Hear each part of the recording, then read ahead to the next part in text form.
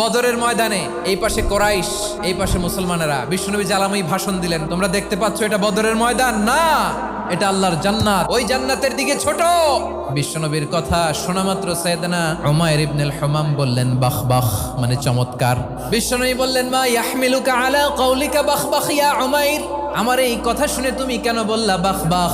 ইয়া রাসূলুল্লাহ, আপনার এই কথা শুনে আমি বড্ড খুশি হয়েছি, আর আমি প্রত্যাশা করছি আমি যদি ওই জান্নাতের মালিক হতে পারি তাহলে কতই না ভালো হতো। সুবহানাল্লাহ বলেন। বিশ্বনবী বললেন উমাইর আনতা মিন আহলিহা, তুমি ওই জান্নাতের অধিবাসী, তুমি জান্নাতি। উমাইর চিন্তা করলেন আমি জান্নাতি, নবীর মুখ দিয়ে যখন বেরোইছে ওই জান্নাতে তো আমার ঢুকতেই হবে, কিন্তু হাতে 3টা খেজুর খেয়ে যদি জেহাদের ময়দানে যাই তাহলে জান্নাতে যেতে তো দেরি হয়ে যাবে।